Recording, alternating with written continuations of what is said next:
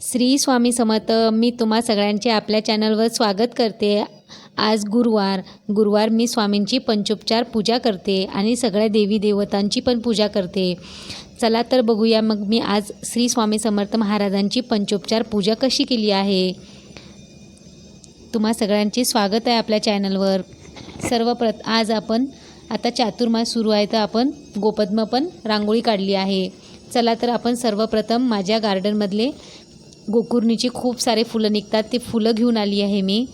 पांढरे आणि निळ्या कलरचे गोकुर्णीची अतिशय ताजी फुलं आहे, त्यामुळे आज हेच फुलं वाहू आपण देवांना. बाकीची पिवळे फुलं पण निघतात, पण हे फुलं आज जास्त निघाले, पिवळे फुलं नाही निघाले. त्यानंतर माझ्या गार्डनमध्ये शमीचं पण झाड आहे. शमीची पण पानं आणली गणपती बाप्पाला, महादेवाला, दुर्गादेवीला वाहायला. आणि शमीची पानं जरूर तुम्ही झाड लावा आपल्या गार्डनमध्ये. त्यानंतर दुर्वा पण आणलेल्या आहे. 21 दुर्वांची एक जुडी घेतली आहे मी, छान त्याला बांधून घेतला आहे कलावानी. आणि आपण आता पूजेला सुरुवात करूया. सर्वप्रथम आपण पंचामृत बनवून घेऊया आणि आता स्वामी समर्थांना आपण अभिषेक करूया. पहिल्यांदा गंगाजल मिश्रित शुद्ध जलने स्वामी समर्थांना अभिषेक करून घेऊया. आणि श्री स्वामी समर्थ या मंत्राचा जप करत आपण अभिषेक करूया. नाहीतर पुरुष सुक्तम पण तुम्ही म्हणू शकता. पुरुष सुक्तम म्हटलं तर अतिशय उत्तम, पण मी श्री स्वामी समर्थ या मंत्राचा जप करते. त्यानंतर आपण पंचामृताने स्वामी समर्थांचा अभिषेक करून घेऊया. स्वामी महाराज अतिशय आनंदाने अभिषेक करून घेतात. मला स्वामी समर्थ महाराजांचा अभिषेक करताना अतिशय आनंद होतो. मी रोज पंचामृतांनी स्वामी समर्थांची अभिषेक करते. आणि अभिषेक झाल्यानंतर आपण आता पंचामृताने अभिषेक झाल्यानंतर आपण शुद्ध जलने पण स्वामी समर्थांना अभिषेक करून घेऊया. अभिषेक करताना सतत आपण श्री स्वामी समर्थ या मंत्राचा जप करत राहायचा.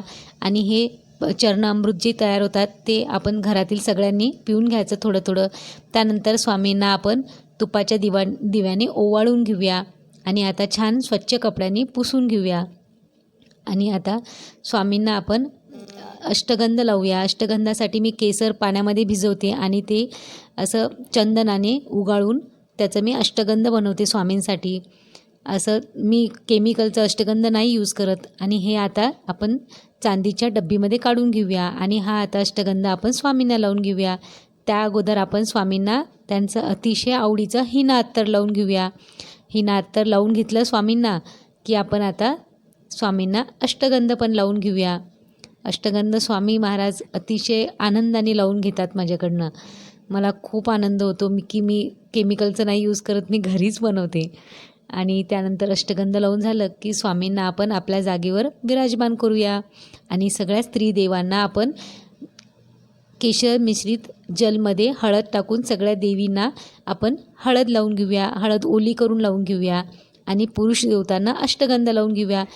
हळद लावल्यानंतर आपण आता कुंकू पण लावून घेऊया स्त्री देवतांना. आणि हळद कुंकू वाहल्यानंतर आणि स्वामींना आपल्या जागेवर विराजमान केलं आहे.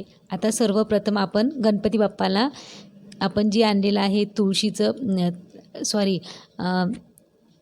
दुर्वाची जुडी बनवली आहे ते वाहून घेऊया. शमीचं पान आणि गोकर्णीचं फूल वाहून घेऊया. आता सगळ्या देवी देवतांना वाहून घेऊया. आणि महादेवाच्या पिंडावर शमीचं पत्र वाहते आहे. आणि गोकर्णीचं पांढरं फूल महादेवांना अतिशय प्रिय आहे. महालक्ष्मीला पण अतिशय पांढरं फूल प्रिय आहे. तर गोकर्णीचं वेल तुम्ही आपल्या घरी जरूर लावा. अतिशय पॉझिटिव्ह एनर्जी राहते यामुळे आपल्या घरामध्ये. आणि आता सगळ्या देवी देवतांना आपण असं छान हळद कुंकू अष्टगंध आणि फुलं वाहून घेतले आहे. आणि आपण आता छान आता धूप दीप आता लावून घेऊया आणि स्वामींना आरती करून घेऊया. त्या अगोदर आपण आता स्वामींना नैवेद्य लावून घेऊया. नैवेद्यामध्ये दूध आणि खडीसाखर घेतलं आहे. आता आपण सर्वप्रथम आता नैवेद्य लावून घेऊया. आणि त्याचबरोबर आपण गोपद्माची रांगोळी काढली आहे. चातुर्मास सुरू आहे ना आता, तर गोपद्माची रांगोळी काढली आहे. आणि त्यावर हळद कुंकू जरूर वाहायचं. हळद कुंकू वाहलं की एखादी फूल असेल तुमच्याकडे तर फूल वाहून द्यायचं आणि छान ओवाळून घ्यायचं. मी हे आता 4 महिन्यापर्यंत हे चातुर्मासमध्ये गोपद्माची रांगोळी काढणार आहे. तर मी हे एक छोटंसं खरडं घेतलं आहे, त्याच्यावर रांगोळी टाकते ही. आणि छान पुसायला पण इझिली जाते, उचलून आपण असं पटकन काढून घेऊ शकतो आणि लवकर याच्यावर रांगोळी पण काढू शकते. आणि आता आपण सगळ्या देवी देवतांना नैवेद्य दाखवलेला आहे. नैवेद्य खडीसाखर आणि दुधीचा दाखवला आहे स्वामींना. तुपाचा दिवा पण लावून घेतला आहे. आणि आता आपण छान तुपाच्या दिवाने ओवाळून आरती करून घेऊया. सर्वप्रथम गणपती बाप्पाची आरती करूया, त्यानंतर स्वामी समर्थांची आरती करूया आणि आपल्या कुलदेवीची आरती करूया. आरती केल्यानंतर कर्पूराची आरती करून घेऊया. त्यानंतर मी आपली गुरुवारची नित्यसेवा करते. नित्यसेवामध्ये मी सारामृताचं पूर्ण एक पाठ करते, 11 माळी जप करते आणि तारक मंत्र 11 वेळा म्हणते. बस इतकंच करते मी गुरुवारी. आणि नित्यसेवेमध्ये आणि मग रोज त्याच्यानंतर 3-3 अध्याय करते.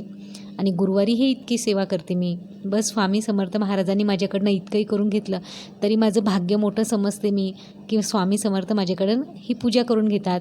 तुम्हाला जर माझी व्हिडिओ आवडत असेल तर प्लीज माझ्या व्हिडिओला लाईक आणि सबस्क्राईब करा. आणि स्वामी समर्थांची अशी तुम्ही पंचोपचार पूजा जरूर करा. स्वामींना अतिशय आनंद होतो की आपण काहीतरी करतो बा म्हणून. म्हणजे काही नाही केल्यापेक्षा तेवढं तरी करा तुम्ही. आणि गोपद्माच्या रांगोळीला पण छान ओवाळून घ्या. या प्रकारे माझी साधी भोळी पूजा झाली आहे. तुम्हाला जर माझी व्हिडिओ आवडत असेल तर लाईक आणि सबस्क्राईब करा. थँक्यू. बाय.